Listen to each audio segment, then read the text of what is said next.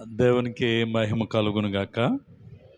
మన ప్రభువును రక్షకుడైన యేసుక్రీస్తు ఘనమైన నామమున ఈ రాత్రి దైవ సన్నిధి కూడి వచ్చిన మీ అందరికీ మొట్టమొదటిగా ప్రత్యేకమైన వందనాలు. అందరు బాగున్నారా? సరిగట్టిగా దేవునికి స్తోత్రం చెప్దాం. హల్లెలూయా. రాత్రి రాలేదు, నేను ఎన్ని రోజులు అయిపోయినట్టు ఉంటుంది నాకు ఒక్క రోజు రాకపోతే. రాత్రి బెల్లకూరులో ఇలా 40 రోజుల కల్వరి పండుగలని 40 రోజులు కూటాలు పెడతారు. వాళ్ళకి 3 సంఘాలు ఉన్నాయి. 3 సంఘాలు కలిపి ఒకే చోట రాత్రి కూడుకు పెడతారన్నమాట. ఇంచుమించు 200 దగ్గర నుండి 300 మంది వరకు ఉంటారు జనాలు. గత సంవత్సరంలో ఒకసారి అన్న మా చర్చిలో ఒకరోజు వాక్యం చెప్పడానికి రమ్మని అడిగాడు. నాకున్న అలవాటు ఏంటంటే మన చర్చిల్లో ఆరాధన ఉండగా గమ్ముని బయటికి వెళ్ళడానికి అస్సలు ఇష్టం అవ్వదు. అందుకని వెళ్ళలేకపోయాను. రాలేను తమ్ముడు, ఎప్పుడైనా వేరే రోజులైతే వస్తానని చెప్పేసి నేను వెళ్ళలేదు. ఎందుకో తెలియదు, ఈసారి మరలా అడిగాడు. సర్లే, ఎందుకో మన మొత్తం మీద అక్కడికి వెళ్ళుట ద్వారా దేవుని చిత్తం మీద ఉంటుంది. ఆయన ప్రణాళిక ఎవరో ఒక్కరికైనా నా మాటలు బలపరుస్తాయేమో. సర్లే, ఎందుకు అడుగుతున్నాడని తప్పకుండా వస్తాను తమ్ముడు అని చెప్పా. అందుకోసం రాత్రి నేను బెల్లకూరు వెళ్ళటానికి దేవుడు కృప చూపించారు. నేను చాలామంది ఉన్నారన్నమాట. ఇంతమంది జనాలు ఏంటా అని అనుకుంటే అప్పుడు అడిగాను నేను ఆయన, తమ్ముడు ఇంతమంది ఒకే సంఘమా అని అంటే, అన్న లేదన్నా, మనకు 3 సంఘాలు ఉన్నాయి. 3 సంఘాల వాళ్ళందరినీ ఈ 40 రోజులు ఒక్క చోటకే చేర్చి ఈ చోటే నాన్నగారు ప్రారంభించిన ప్లేస్ ఇది. కాబట్టి ఇక్కడే 40 రోజులు పండుగలు జరిపిస్తూ ఉంటామని ఆయన నాతో చెప్పినప్పుడు నేను సంతోషించాను. దేవుని సన్నిధానంలో నిజంగా ఆ పిల్లలు, యవనస్తురాలని పిల్లలే ఉంటారు, ఒక 100-150 మంది. చాలా సంతోషం అనిపించింది ఆ సంఘంలో వాక్యం చెప్పడానికి. ఇంచుమించు 1:20 నిమిషాలు దేవుని యొక్క వాక్యాన్ని చెప్పడానికి దేవుడు మరి కృపనిచ్చారు. చాలామంది తర్వాత నాకు అక్కడ చాలామంది తెలిసిన వాళ్ళు ఉన్నారు. ఒక్కొక్కరు అయ్యగారు బాగున్నారా అని అడుగుతున్నారు. వాళ్ళందరూ ముసుగులు కట్టారు, మనకు అర్థం కాలేదు. ఆ తర్వాత అక్కడక్కడ మనకు తెలిసినటువంటి వాళ్ళు, ఆ ఏరియాలో ఉన్నవాళ్ళు ఆ తర్వాత వచ్చి బాగున్నారని వాళ్ళు అడుగుతున్నప్పుడు, అబ్బా వీళ్ళందరి మధ్యలో రావడానికి దేవుడు ఆ కృపనిచ్చాడని నేను చాలా సంతోషించాను. నిజంగా ఈ 40 రోజులు ఇదే విధంగా జరుగుతుందన్న, ఎవరు మానరు, ఇంకా ఎక్కువ కొత్త వాళ్ళు వస్తూ ఉంటారని ఆయన చెప్పినప్పుడు సంతోషించాను.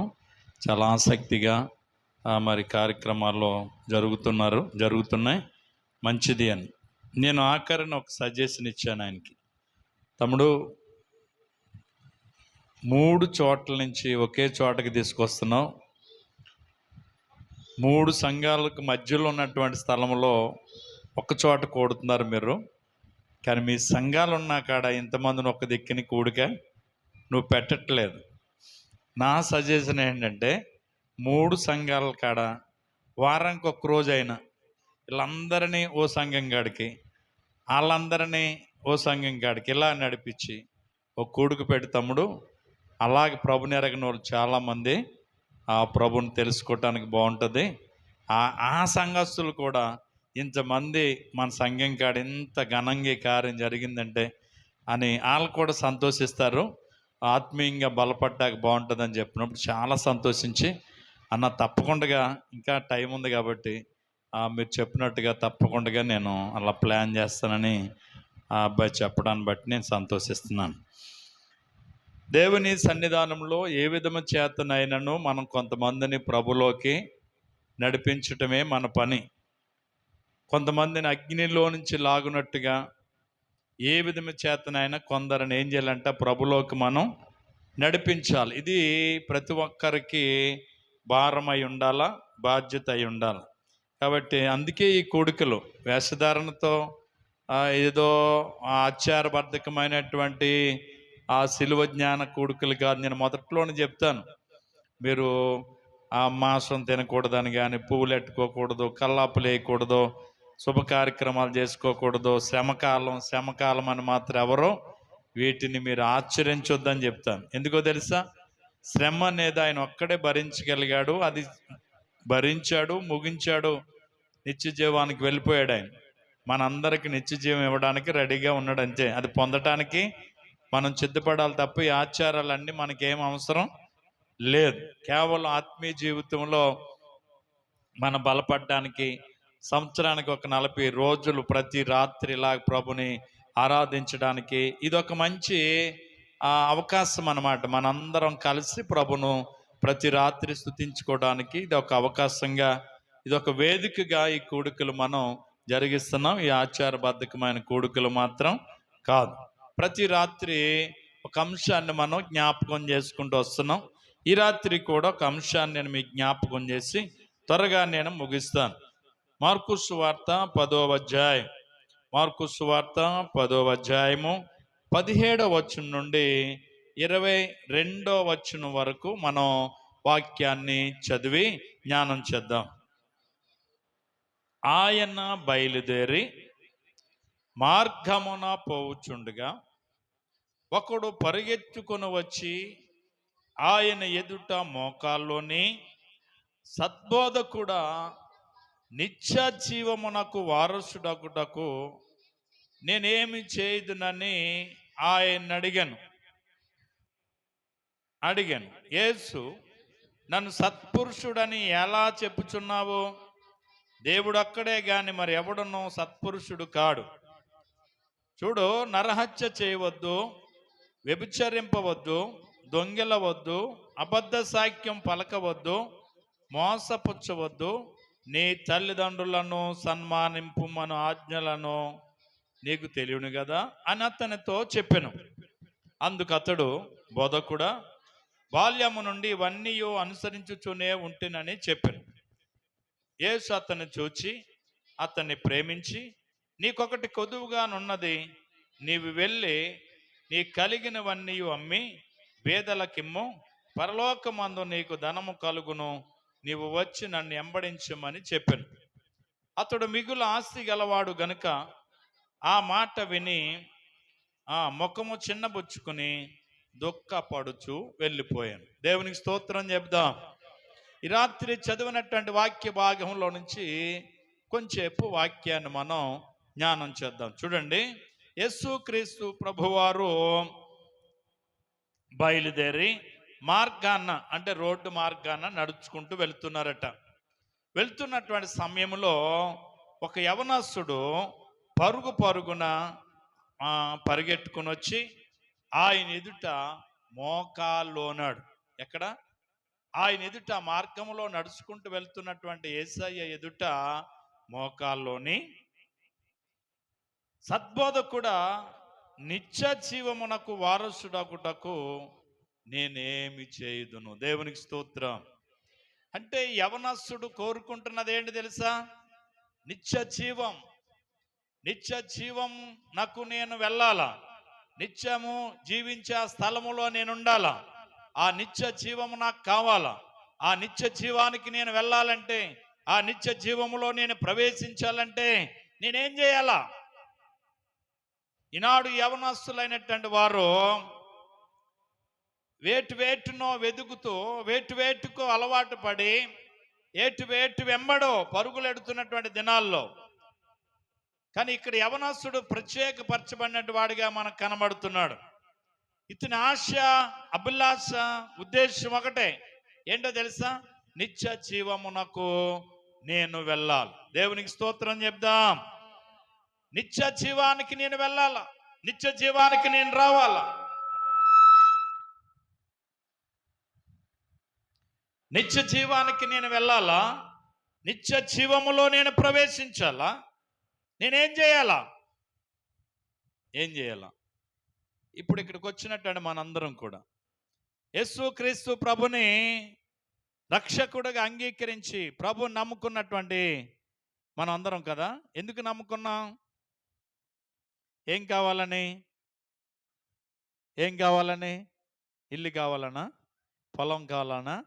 ఆశీర్వాదాలు దొరుకుతాయనా? యేసు ప్రభు నమ్ముకుంటే భోగభాగ్యాలు కలుగుతాయనా? ఎందుకు యేసు ప్రభు నమ్ముకున్నాం అమ్మా? మీరందరూ ఎందుకు నమ్ముకున్నారు యేసు ప్రభుని అని అంటే? మనందరి ఆశ ఒకటే, మన ఆశ కూడా ఒకటే. ఏంటి ఆశ? నిత్య జీవం వెళ్ళాల, పరలోకములో యేసయ్యతో పాటు ఆనందించే స్థలములో ఉండాలా. ఇది ఆశ. ఇదే కదండి ఆశ మనందరిది. పరలోకం వెళ్ళాలనే కదా ఆశ, నిత్య జీవానికి వెళ్ళాలని ఆశ. ఈ యవనస్తునికి కూడా అదే ఆశ. ఎక్కడికి వెళ్ళాలనుకుని యేసు ప్రభు దగ్గరికి వచ్చి అడుగుతున్నాడు, నిత్య జీవానికి వెళ్ళాలయ్యా అని. నిత్య జీవము నీకు కావాలినా? నిత్య జీవము నీకు కావాలినా? నిత్య జీవము నీకు కావాలినా? నేడే యేసు నొద్దకు రాము, నేడే యేసు నొద్దకు రాము. సంతోషమే సమాధానమే, సంతోషమే సమాధానమే, సంతోషమే సమాధానమే, చెప్పనా సఖ్యమైన సంతోషం, చెప్పనా సఖ్యమైన సంతోషం. ఈ సంతోషము నీకు కావాలినా? ఈ సంతోషము నీకు కావాలినా? ఈ సంతోషము నీకు కావాలినా? నేడే యేసు నొద్దకు రాము, నేడే యేసు నొద్దకు రాము. హల్లెలూయా.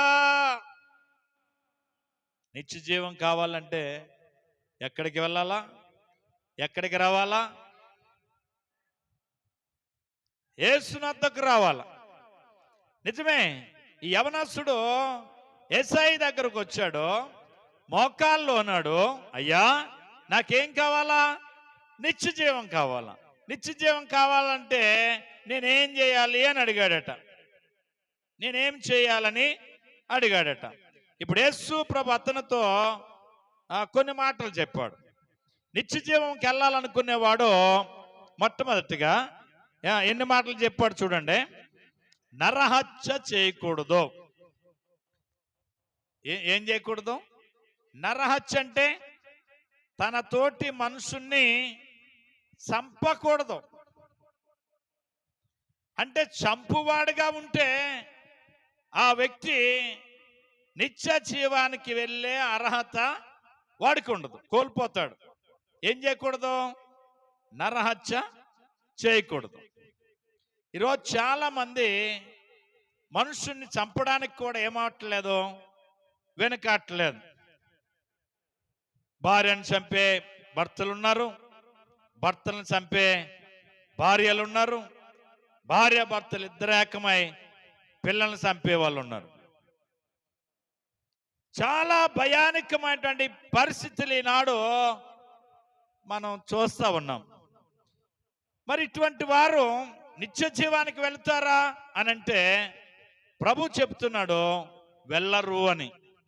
అంటే నిత్య జీవానికి నువ్వు వెళ్ళాలంటే, నిత్య జీవములో నువ్వు ప్రవేశించాలంటే నువ్వేం చేయకూడదు? నరహత్య చేయకూడదు. రెండోది ఏం చేయకూడదు? వ్యభిచారింపవద్దు. వ్యభిచారం చేయకూడదట. వ్యభిచారం చేసేవాడు, వ్యభిచారిగా ఉండేవాళ్ళు దాన్ని విడిచిపెట్టకుండగా, మారు మనసు పొందకుండగా నిత్య జీవానికి వెళ్ళరట. అంటే నిత్య జీవానికి వెళ్ళాలంటే వ్యభిచారం అనేటువంటి ఆ క్రియను ఏం చేయాలంటే విడిచిపెట్టాలా. వ్యభిచారం అంటే ఏంటంటే భర్త ఉండగా వేరొక పురుషునితో పాపం చేయటం వ్యభిచారం. భార్య ఉండగా వేరొక స్త్రీతో పాపం చేయటం వ్యభిచారం. ఇది కలిగి ఉన్నవాడు, ఇది చేయవాడు నిత్య జీవానికి వెళ్ళడు అట. మూడవది, దొంగతనము చేయకూడదు. అంటే దేవుని రాజ్యములో దొంగలకేమి లేదంటే చోటు లేదు. దొంగతనము చేయకూడదు, దొంగిలకూడదు. ఎదుటివాని సొత్తుని ఏది మనం దోచుకోకూడదు. అలా దోచుకునే స్వభావం ఉంటే, దొంగతనము చేసే స్వభావం ఉంటే, దొంగగా ఉంటుంటే వాడికి ఎక్కడ చోటు లేదట, పరలోకములో వాడికి చోటు ఉండదట. నాలుగవది, అబద్ధ సాక్ష్యము పలకకూడదు. ఏ సాక్ష్యం? అబద్ధ సాక్ష్యం పలకకూడదు. ఈరోజు చాలా మంది నోరు విప్పితే అబద్ధాలే. మందిరానికి వచ్చినా కూడా అబద్ధాలే. వాక్యం చదువుతారు కూడా, మరి వాక్యం వాళ్ళని గద్దించదో ఏంటో తెలియదు, కానీ ఈ అబద్ధాలు ఎక్కువ ప్రసారం చేసే వాళ్ళు ఎక్కువ మనకు కనబడుతూ ఉంటారు. అబద్ధ సాక్ష్యం పలికేవాళ్ళు, అబద్ధాలు సృష్టించేవాళ్ళు, లేనిది ఉన్నది, ఉన్నది లేదని ఆ కల్పనా కథలు చెప్పేటండి వాళ్ళు దేవుని రాజ్యంలోనికి ఏం చేయరంట, ప్రవేశించరంట. అబద్ధముల వాడు వారు నాలుకను, బింకములాడు వారి యొక్క పెదవులను ఏం చేస్తాడని ఉంది, దేవుడు కోసివేస్తాడని ఉంది. కాబట్టి ఏం ఆడకూడదంట, దేవుని రాజ్యానికి, దేవుని రాజ్యములో ప్రవేశించాలంటే, పరలోక భాగ్యాన్ని మనం సంపాదించుకోవాలంటే ఏం చేయకూడదంట, అబద్ధాలు మానేయాల. ఏం మానేయాల? అబద్ధాలు మానేయాల. అబద్ధాలు ఎక్కువ ఈరోజు లోకములో అంతా కూడా ఏంటి తెలుసా, అబద్ధాన్ని ప్రసారం చేసే వాళ్ళు ఎక్కువైపోరు. అది ఎంతవరకు నిజమో ఏంటో అనేది అర్థం చేసుకోకుండా అలాగాని పెద్ద పెద్ద సువ్వులెట్టుకుని దాన్ని వినేవాళ్ళు ఎక్కువైపోతున్నారు. కనుక ఆలోచన చేయండి ప్రియ దేవుని బిడ్డలారా, అబద్ధాన్ని ఏం చేయకూడదు తెలుసా, చెప్పకూడదట. ఒక ఊరిలో నలుగురు దొంగలు ఏకమై ఓ బ్రాహ్మలు ఆయన ఓ మేకను మేపుకున్నాడట. మేకను మేపుకుంటూ అవసరం ఎక్కువయ్యి దాన్ని పక్క బజార్లో అమ్మాలనుకుని గుర్రానికి తోక్కి మేక తాడు కట్టి బజారుకి తీసుకెళ్తున్నాడట. ఇది చూచినటువంటి దొంగలు నలుగురు ఈ మేకని ఎలాగైనా సరే మనం దొంగిలించాలని ఆలోచన కలిగి, కరెక్ట్గా ఇప్పుడు ఎగ్జాంపుల్కి మా ఇంటికాంచి బయలుదేరాడు అనుకుందాం, ఇలాగ అంబాసిపేట సంతకి వెళ్ళాలి. అలాగా కరెక్ట్గా మా ఇంటికాడ చూశారు వెళ్ళాం. ఎక్కడికి వచ్చాడు ఒకడు, నరేంద్రపురం సెంటర్లోకి వచ్చాడు ఒకడు. అక్కడి నుంచి ఒకడు ముంగండ సెంటర్కి వెళ్ళాడు, ఇంకొకడు మాస్వారం సెంటర్కి వెళ్ళాడు, నాలుగో వాడు సంతకి దగ్గరికి వెళ్ళిపోయారు. ఈయన గుర్రానికి కట్టుకుని జాయిగా పాపం వెళ్తున్నాడు. కరెక్ట్గా నరేంద్రపురంలో చూసిన దొంగడు అన్నాడట, పంతులు గారు ఆగండి, ఏంటి ఆ కుక్క పిల్లని అలా కట్టుకు తీసుకెళ్ళిపోతున్నారేంటి అన్నాడట. ఏంటి నేను మేకని తీసుకెళ్తాంటే కుక్క అంటున్నావేంటి, ఇది మేక, అయ్యి బాబు మేక ఏంటండి బాబు, కుక్కను దోలుకెళ్ళిపోతున్నారు మీరు, ఇన్నాళ్ళు ఈ కుక్కను మేపారా మా మేకని అన్నాడట. ఏంటి కుక్క అన్నాడేంటి, నేను చిన్నప్పుడు మేక పిల్లని తెచ్చి మేపాను, వీడి బజారుకి తీసుకెళ్ళి అమ్ముదామంటే వీడి కుక్క అన్నాడేంటి అనుకుని అలాగని కాదనుకుని అలాగే ఎదరికి వచ్చేసాడు. ముంగండ సెంటర్కి వచ్చేటప్పుడు ఒకడికి పరుగుని ఎదురెళ్ళి, అయ్యయ్యో పంతులు గారు ఏంటి మీరు ఇలాంటి పని చేస్తున్నారేంటి అన్నాడట. ఏం చేశానురా, ఆ కుక్కను అలా బంధించి తీసుకుపోతున్నారేంటి అన్నాడట. ఇదేంటి ఆడు కుక్క అన్నాడు, ఆడికి ఏదో పొరపాటున అన్నాడేమో అనుకుని వచ్చాను. ఈ ముంగండ్లోకి వచ్చేటప్పుడు ఈడు కూడా ఏమన్నాడు తెలుసా, కుక్క అన్నాడేంటా, ఒరు బాబు కుక్క కాదురా ఇది మేకే, నేను చిన్నప్పటి నుంచి మేపాను. ఎక్కడ బాబా కుక్కండి బాబు, కుక్కను మీరు తోలుకెళ్ళిపోతున్నారు, ఇదేంటండి బాబు అని అలాగనేసి వెనక్కి వెళ్ళిపోయాడట. ముంగండ కూడా దాటి వెళ్ళేటప్పటికి మాస్వారం సెంటర్లో ఇంకొకడు పరుగున వచ్చేసాడట. వచ్చేసి, అయ్యా ఏంటయ్యా, ఏంటి మీరు కుక్కని ఇలా కట్టుకి తీసుకెళ్ళిపోతున్నారు ఎక్కడికి అన్నాడట. నరేంద్రపురంలో ఒకడు కుక్క అన్నాడు, ముంగండలో కుక్క అన్నాడు, మాస్వరంలో కూడా కుక్క అన్నాడేంటి. నేను ఇంతకాలం ఈ కుక్కని మేకని మేపనా అనుకుని అడిగి డౌట్ వచ్చిందట. ఈ కరెక్ట్గా ఇంకెక్కడికి వెళ్తాడు, అంబాసిపేట సెంటర్కి వెళ్ళాడు. సెంటర్ దాటిన తర్వాత కొంచెం ఎదరికి వెళ్తే ఏముంటుంది, బజార్ ఉంటుంది కదా, ఆ సెంటర్లోకి వెళ్తాడు. ఒకడు అక్కడ ఆల్రెడీ ఉన్నవాడు ఆడు పరిగెట్టుకెళ్ళి అన్నాడట, ఏంటి పంతులు గారు మీరిదేం పని ఏంటండి బాబా, ఆ కుక్కను అలా కట్టుకు తీసుకొచ్చేస్తున్నారు ఎక్కడికండి అన్నాడట. ఆడు కుక్క అన్నాడు, ఈడు వీళ్ళందరూ కుక్క అన్నారు, ఎవరిని మోసం చేయండి, నేను ఇంతకాలం మేక అనుకుని మేపాను ఏదో కుక్కనే అని చెప్పి అంట. అక్కడ గుర్రంతో అక్కడ మేకను వదిలేసి తిరిగి వచ్చేసాడట. అంబాసిపేట సెంటర్లో ఉన్నవాడు జాగ్రత్తగా మేకను పట్టుకుని, ఇంకా ఆడికి దగ్గరే కదా బజార్లో కాడికి తీసుకెళ్ళిపోయేటప్పటికి నరేంద్రపురమోడు, ముంగండోడు, మాస్వారమోడు బజార్కి వెళ్ళాడు. నలుగురు ఏకమై మేకను అమ్ముకుని వచ్చేసారంట. చూసారు ఎంత ఈజీగా ఒక వ్యక్తిని మోసం చేశారు.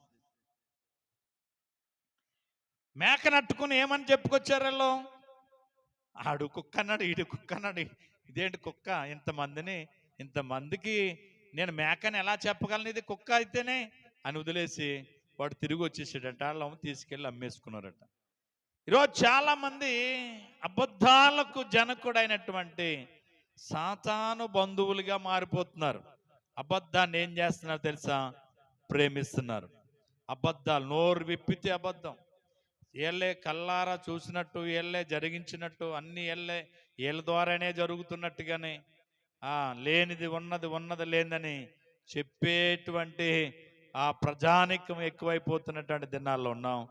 ఇటువంటి వాళ్ళు ఎవరైనా ఉంటే వాళ్ళు పరలోకాన్ని ఏం చేసుకుంటున్నారు తెలుసా, చేతులారా పోగొట్టుకుంటారట, వాళ్ళకి అర్హత లేదట.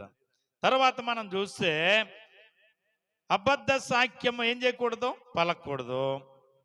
తర్వాత మోసపుచ్చకూడదు, ఎవరిని ఏం చేయకూడదు, మోసం చేయకూడదు. ఈరోజు జరుగుతున్నదంతా ఏంటి, మోసమే. మోసం నమ్మితేనే మోసం చేస్తారు, నమ్మకపోతే ఏమవడో తెలుసా, మోసపోం, నమ్మేస్తాం గమ్ముని. నాకు ఒకడు పొద్దుటే 10 గంటలకు ఫోన్ చేశాడు, వర్షం వచ్చేస్తుంది, మేము ఎక్కడికి ఈతకోట వెళ్తున్నాం, ఎవరో చనిపోతే. ఫోన్ చేసి, ఎల్ఐసి మీ బాండ్ అయిపోయిందండి, మీ డబ్బులు ఎక్కవెంటికి కొడతాం, మీ ఫోన్ నెంబరు, మీ అకౌంట్ నెంబరు చెప్పండి అంటున్నాడు. నేను ఎల్ఐసి నా బాండ్ ఉంది, నిజమే కావచ్చు అనుకున్నాను తప్ప, నాకు వెంటనే భీమరాజు గారికి ఫోన్ చేయాలని ఫోన్ చేశాను, ఆయన ఎత్తలేదు. ఆఫీస్ నుంచి అంటున్నాడు, ఈయన ఫోన్ ఎత్తట్లేదు. సర్లే అనుకుని ఆడ మాట నమ్మేయాను, గబా మా తమ్ముడికి ఇచ్చాను ఫోను.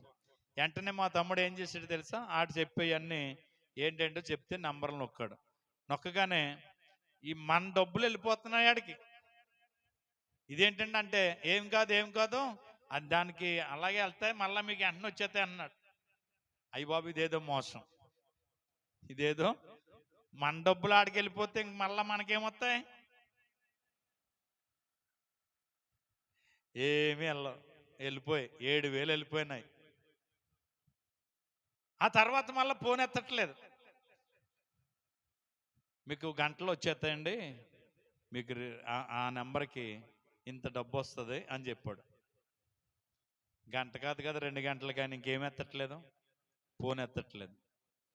సర్లే అనుకుని వదలకుండా మళ్ళీ వెంటనే ఫోన్ చేసి ఎస్పీ ఆఫీసులో మాస్వారంలో ఒక సహోదరు మనకు తెలిసిన అక్క ఉంది, అక్కకి ఫోన్ చేపించి వెంటనే సైబర్ నేరం కింద వెంటనే విత్ గంటల్లో వాడి మీద కంప్లైంట్ ఇచ్చాను. వెంటనే ఆడు ఎక్కడ ఏంటంటే వాడి 3 నెంబర్లు ఉన్నాయి. 3 నెంబర్లు గుంటూరులో ఒకటి, ఎక్కడో కలకత్తాలో ఒకటి, అలాగ ఉన్నాయండి నెంబర్లు. ఎక్కడోడు? మన లోకలోడు ఏమీ కాదు. మన డబ్బులు ఆడు తీసుకోకుండా, ఆడికి వెళ్ళకుండా వెంటనే ఏం చేశారు తెలుసా? సీల్ చేశారు. నాకు ఉపకారం లేదు, ఆడికి ఉపకారం లేదు. ఇప్పుడు అలాగున్న మధ్యలో ఇప్పుడు ఆడు ఎప్పుడు బ్యాంక్ వెళ్తే అప్పుడు మన డబ్బులు వస్తాయి. ఇప్పుడు బ్యాంక్ వెళ్ళాడు, అలా బ్యాంక్ వెళ్ళాడా వెంటనే మన డబ్బులు మనకు వస్తాయి. మీ డబ్బులు ఏమవ్వ, వాడు ఎప్పుడు బ్యాంక్ వస్తే అప్పుడు మీ డబ్బులు వస్తాయి అని నాకు వీళ్ళు చెప్పారు. దాంతో సర్లే వస్తే వచ్చుగాక ఎత్తలేదని వదిలే. అంటే ఏం జరుగుతుంది అంతనే? మోసం. విజయవాడ నుంచి ఫోన్ చేస్తున్నామండి, మీ నెంబర్కి వెండి నగలు తగిలాయి, మా నెంబర్ కంటే లాటరీలు తగిలాయట అని ఒక అమ్మాయి మాట్లాడుతుంది. అప్పుడు అన్నీ విన్న తర్వాత అన్నాను, అమ్మా మా ఇంట్లో ఎవరు నగలెట్టుకోరు, ఎందుకో అయ్యో నీకు ఇచ్చేయాలనిపిస్తుంది, నాకు నువ్వే తీసేసుకోమ్మా నా పేరుని, నేనేమనుకోనులే అన్నాను. మళ్ళా ఫోన్ చేయలేదు.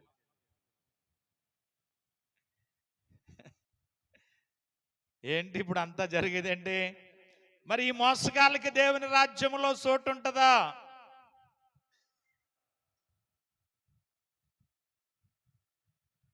యేసుక్రీస్తు ప్రభువారు, అయ్యా నిత్య జీవానికి నేను వెళ్ళాలంటే ఏం చేయాలా? ఎన్ని మాటలు చెప్పారు? ఎన్ని మాటలు చెప్పారు? నరహత్య చేయకూడదు, వ్యభిచారం చేయకూడదు, దొంగలవద్దు, అబద్ధ సాక్ష్యం పలకూడదు, మోసపుచ్చవద్దు. ఎన్ని? 5. 6వది ప్రాముఖ్యమైనది. ఏం చెప్పాడు తెలుసా? నీ తల్లిని తండ్రిని ఏం చేయాలా? సన్మానించు. తల్లిని తండ్రిని ఏం చేయాలా? సన్మానించాలి. మరి మేము వృద్ధాశ్రయానికి భోజనాలు పెట్టడానికి వెళ్ళాం. మనకు యవనస్తులైన కుర్రోళ్ళు అందరూ వచ్చారు. మిమ్మల్ని అందరు రమ్మంటే కూడా ఆటో పెడతామన్నా రాలేదు మీరు. అంటే పనే ముఖ్యం అనుకున్నారు తప్ప, ఒకరోజు మనం వెళ్ళి ఆ వీడియోస్ వృద్ధాప్యం ఉన్నటువంటి వాళ్ళకి మనం వెళ్ళి ఆ రోజు అన్నం పెడదాం. ఒకరోజు నన్ను అనుకోలేకపోరు మీరు అందరు. నాకు చాలా బాధ అనిపించింది. యవనస్తులైన కుర్రలు అందరూ వచ్చారు. మీరు చూస్తే వాళ్ళు ఎంత వృద్ధాప్యంలో ఉన్నారో, పండు వయసు వచ్చేసి ఆహారం కొరకు ఆశతో అలా కనిపెడుతున్నటువంటి వాళ్ళుగా ఉన్నారు. మన వాళ్ళు అందరూ వెళ్ళి ఒక ప్లేట్ ఇస్తుంటే వాళ్ళు అంటున్నారేంటి తెలుసా?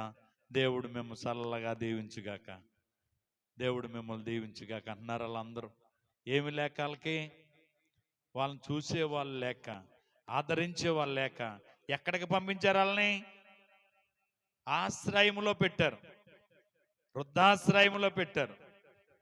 నిజంగా నా సెల్లు ఉన్నాయి ఫోటోలు చూడండి వాళ్ళందరి ఎందుకు ఈ మాటలు చెప్తున్నాను తెలుసా?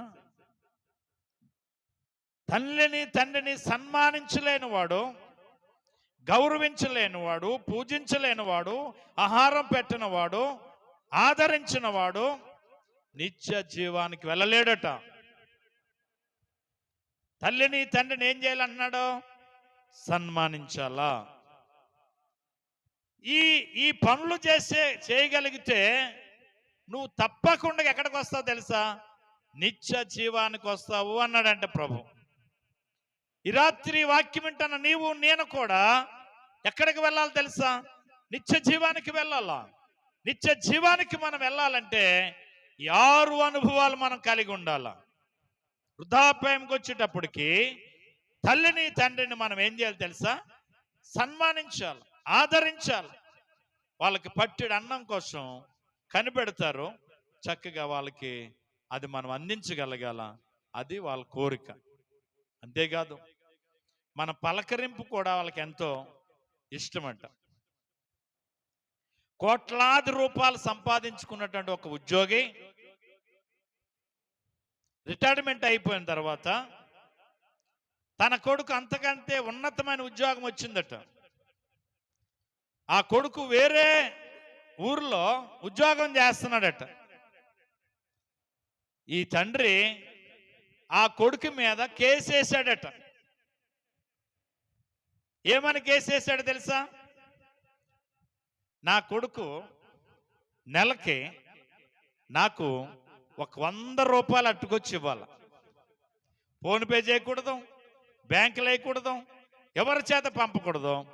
100 రూపాయలు అట్టుకొచ్చి నాకు ఇచ్చి వెళ్ళాలా, ఎక్కడున్నా సరే. నెలకొకసారి ఎంత ఇవ్వాలన్నాడట? 100 రూపాయలే నాకు చాలు. ఏంటా 100 రూపాయల కోసం మా బాబు కోట్లాది రూపాయలు సంపాదించాడు, కొన్ని వేల ఎకరాల మాకు భూమి ఉంది, ఏంటి 100 రూపాయల కోసం నా మీద కేసేసాడా అంటని వాడికి అర్థం కావట్లేదట. ఈ తీర్పు చెప్పడానికి జడ్జి గారికి కూడా అర్థం కావట్లేదంట. ఏంటి, ఎవడైనా ఓ 10,000 20,000 నెలొచ్చేటాడికి పంపమనండి, మరి నేను బ్రతకాలి కదా వృద్ధాప్యంలో అని అడుగుతారు. ఏంటి 100 రూపాయల కోసం కేసేసాడేంటా అని అటు జడ్జి గారు కూడా అర్థం కాక అలా 2-3 వాయిదాలు వేసాడట. మొత్తం మీద తీర్పు చెప్పాడట. అబ్బాయి, మీ తండ్రి కోరుకున్నది ఏంటి తెలుసా? నెలకు 100 రూపాయలు అట్టుకెళ్ళి మీ తండ్రికి ఇచ్చి రావాలి. నువ్వెక్కడున్నా సరే, అమెరికాలో ఉన్నా, జపాన్లో ఉన్నా, జర్మనీలో ఉన్నా, ఎక్కడ ఏ దేశంలో ఉన్నా సరే, నెలొచ్చేటప్పటికి ఏదో ఒక తారీఖున 100 రూపాయలు పట్టుకుని వెళ్ళి తండ్రికి ఇచ్చి రావాలన్నాడట తీర్పు. మరి తప్పదు కదా, జడ్జి చెప్పిన తర్వాత కోర్టు తీర్పుకి ఎవరైనా ఏం చేయాలా? సమ్మతించాలా. అలాగని ఒప్పుకున్నాడు. ఒప్పుకున్న తర్వాత ఈ జడ్జి గారు బయటకు వచ్చేస్తున్నప్పుడు ఈ వృద్ధాప్యం తండ్రి పక్కంట నడుచుకుంటూ వచ్చి, అయ్యా, మీరు వేసిన కేసు ఏంటి నాకు అర్థం కాలేదు. ఏ తండ్రి అయినా 10,000 ఇమ్మనో 20,000 ఇమ్మనో ఒక 50,000 నాకు నెల నెల పంపమని అడుగుతాడు. 100 రూపాయలు నాకు నెల వచ్చేటప్పటికి ఇవ్వాలా? ఆ 100 ఎవరి చేత పంపకూడదు, ఫోన్పే చేయకూడదు, ఎక్కవెంట్లు వేయకూడదు. స్వయంగా వాడే పట్టుకొచ్చి నాకు 100 రూపాయలు ఇవ్వాలని వేయారు ఏంటి అని అడిగాడట. అయ్యా, ఇందులో ఏముందయ్యా? నా కొడుకును ప్రతి నెలకొకసారి ప్రత్యక్షంగా దగ్గరగా నా కొడుకుని నేను చూసుకోవాలి. అలా చూసుకోవాలంటే ప్రతి నెల నా దగ్గరికి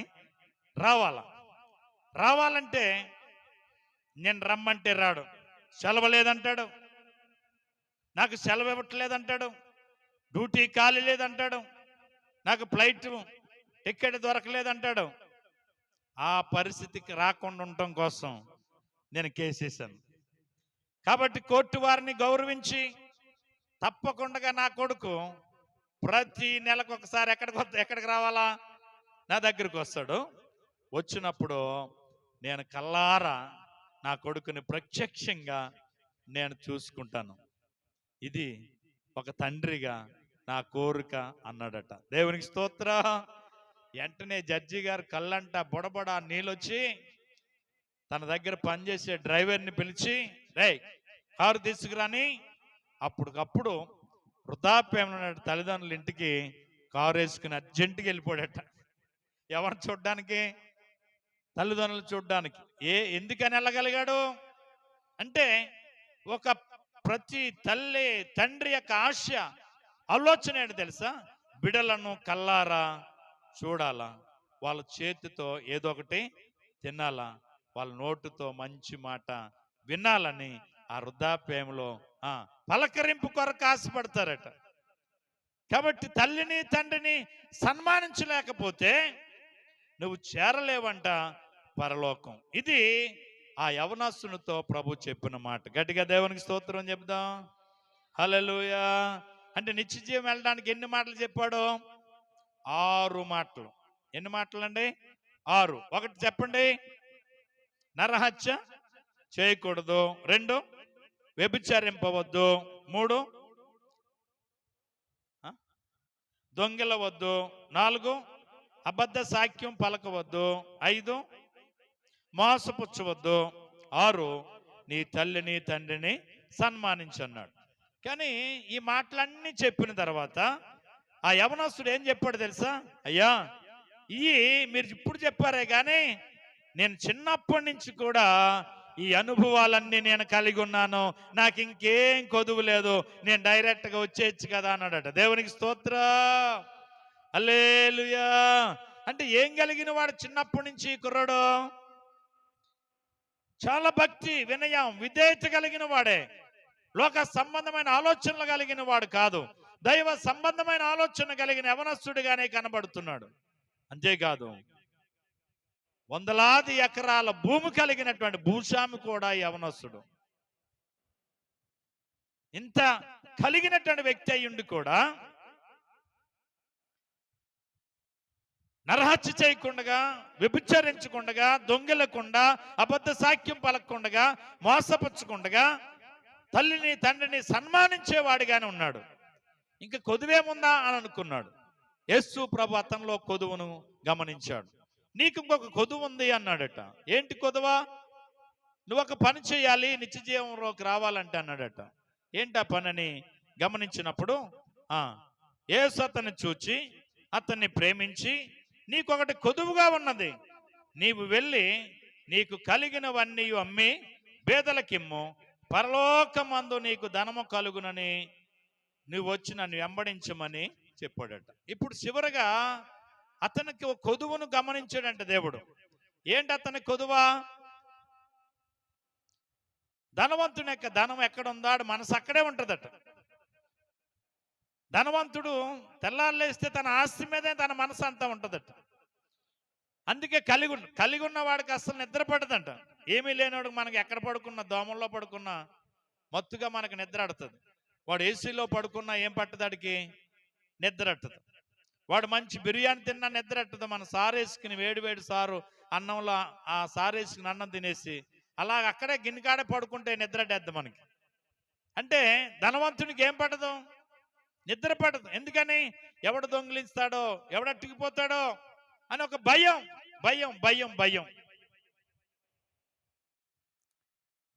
తనకు కలిగినటువంటి ధనమంతా కూడా కుండలో పెట్టుకుని, కుండంట మంచం పైన ఉట్టులో పెట్టి, ఉట్టు పైన ఒక దాకా కుండ మీద దాకెట్టి దాకలో నీళ్ళేసి పడుకుని కూడా అంటే ఒకడు.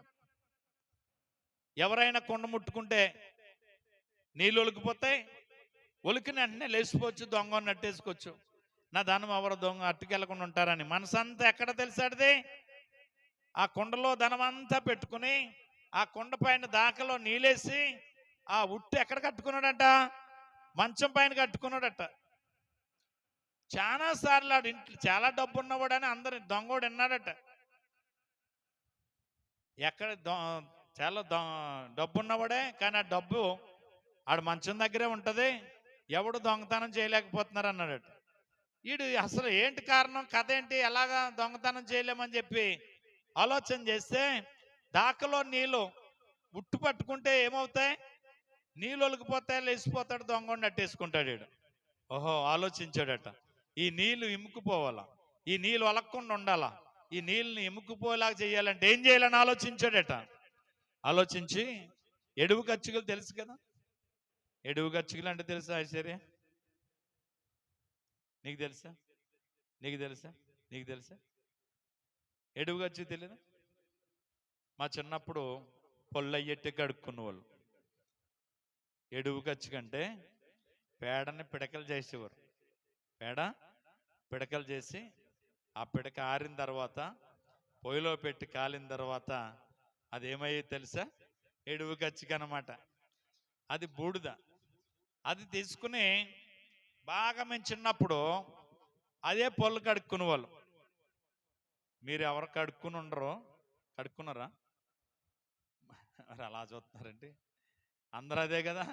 తర్వాత వచ్చింది మన కోల్గేట్ పౌడరు డబ్బాలు, ప్యాకెట్లు వచ్చి, ఆ తర్వాత డబ్బాలు వచ్చి పౌడర్ వచ్చింది.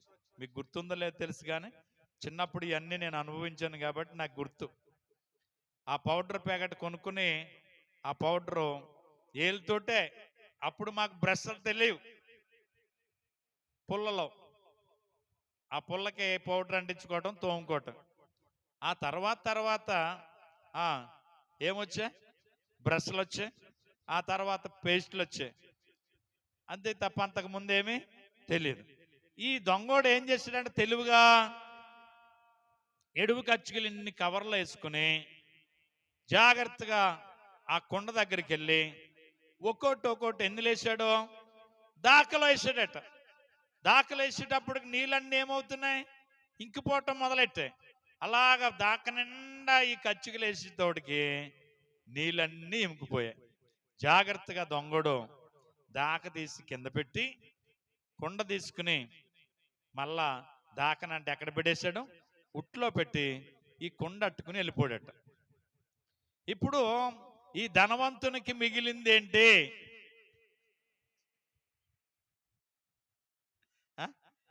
స్నేహశ్రీ ఏం మిగిలింది? ఏం మిగలలేదా? ఈ వీళ్ళకి ఏం మిగలేదు అంటదండి. ఊర్లో కచ్చికలన్నీ అట్టుకొచ్చి ఆడ దాఖలేసి ఉంచలేదా? ఏంటది? బూడిద. ఏం మిగిలింది ఆడికి?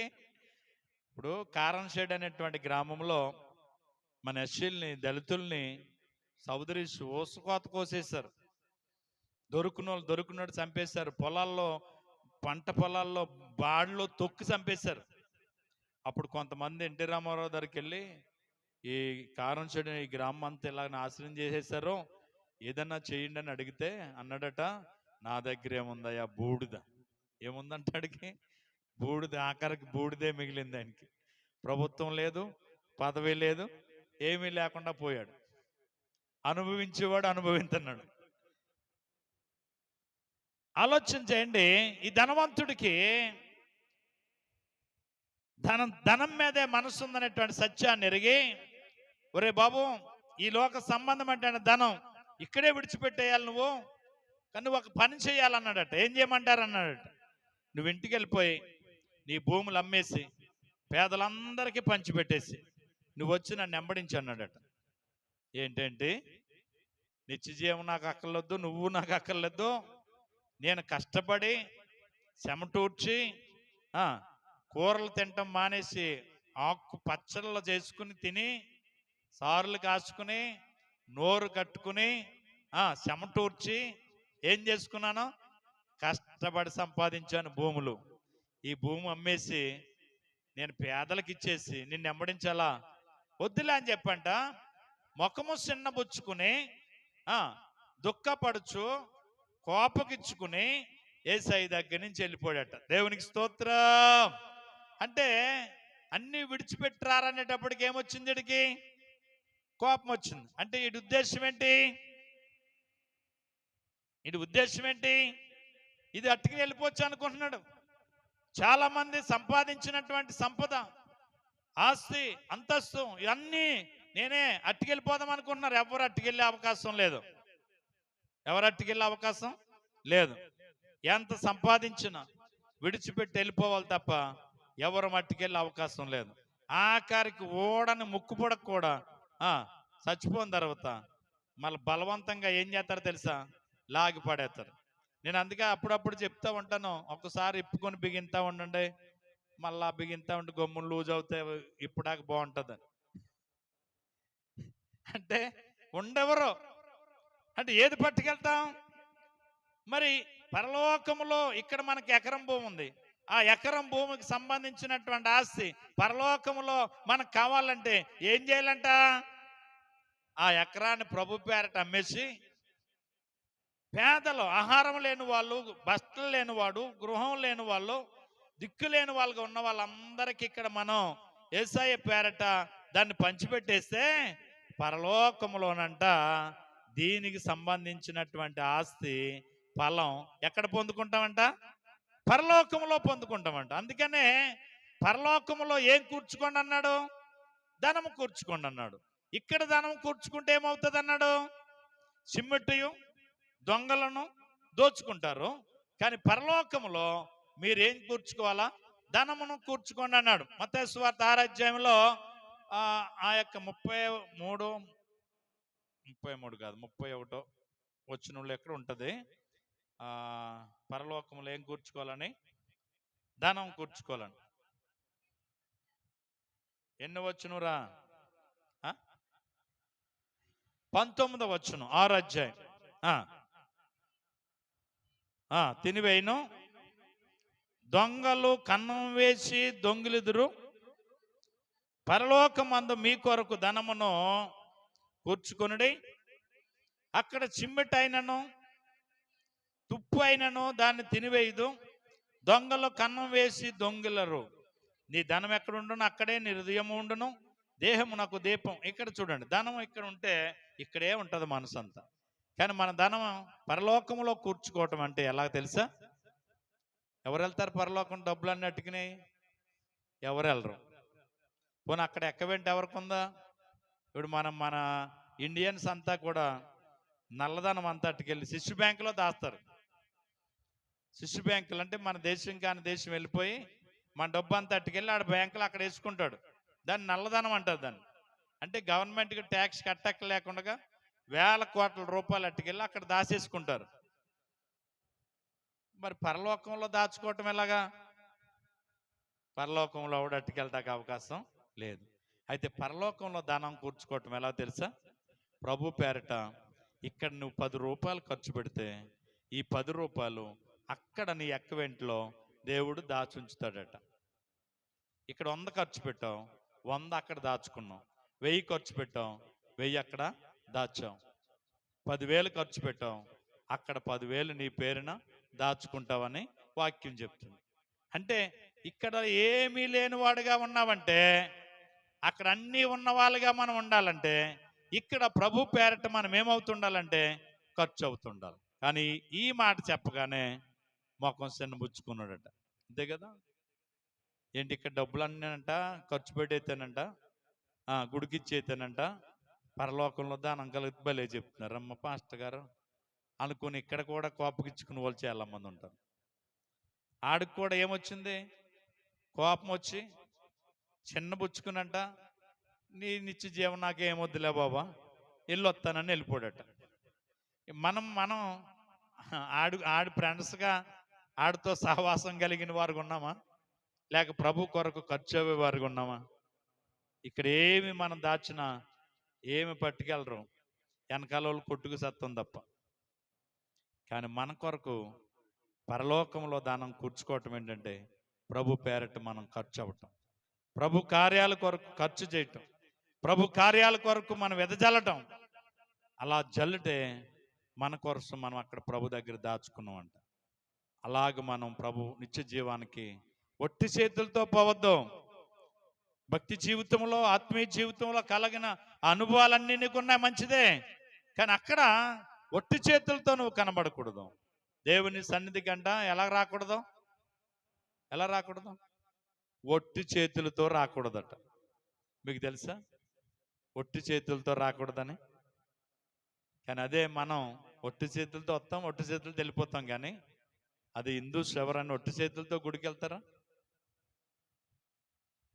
ఓ పువ్వు, ఓ పండు, ఓ ఓ కొబ్బరికాయ, ఏయోటి అట్టుకుని దక్షిణం అంటారు వాళ్ళు.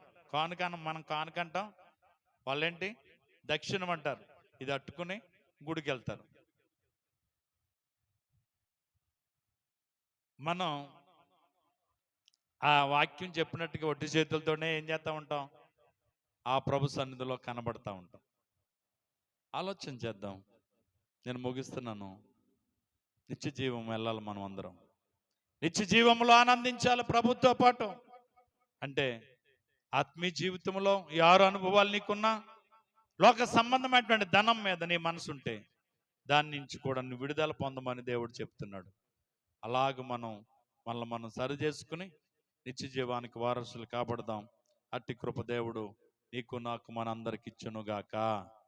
మీ అందరికి వందనాలు. తల్ల వంచండి, ప్రార్థన చేద్దాం. అత్యంత మిక్కిలి కృపగలిగిన మా తండ్రి, నీ పరిశుద్ధమైన ఘనమైన ఉన్నతమైన నామానికి వందనాలు. మేమేమై ఉన్నామో అది కేవలం నీ కృప తండ్రి. ఇది ఒక యవనస్తుడు నిత్య జీవానికి పోవడానికి ఏం చేయాలంటే నువ్వు అతనికి చెప్పిన అనుభవాలు ఈ రాత్రి మేము జ్ఞాపకం చేసుకున్నాం, జ్ఞానించాం ప్రభువా. ఇంకా అట్టి అనుభవాలు ఎక్కడైనా మేము లోపించుంటే వాటిని అధిగమించడానికి కృపనివ్వండి. నిత్య జీవంలో నీతో పాటు ఆనందించగలిగేటువంటి అనుభవాన్ని మాకు నేర్పించండి. కూడి వచ్చిన చిన్నబిడ్డ మొదలుకొని పెద్దవారి వరకు మీ దేవునితో నింపండి. యూట్యూబ్లో లైవ్లో చాలామంది వాక్యం వింటున్నారు. వారిని కూడా మీరు దీవించి ఆశీర్వదించండి. ప్రతి ఒక్కరూ ఒకరోజు నిత్య జీవంలో ప్రవేశించి నీ ముఖ దర్శనం చేసుకునే గుంపులు ఉండాలి ప్రభా. అట్టి సిద్ధపాటు మా అందరికీ దయచేయండి. విన్న వాక్యం వ్యర్థం కాకుండా ప్రతి హృదయంలో ఫలింప చేయమని, వచ్చిన చిన్నబిడ మొదలుకొని పెద్దవారి వరకు మీ దీవులతో నింపమని, ఘనత మహిమ ప్రభావాలు మీరే పొందమని యేసయ్య శక్తిగల నామమున ప్రార్థించి స్తుతించి అడిగి వేడుకొనుచున్నాం పరమ తండ్రి.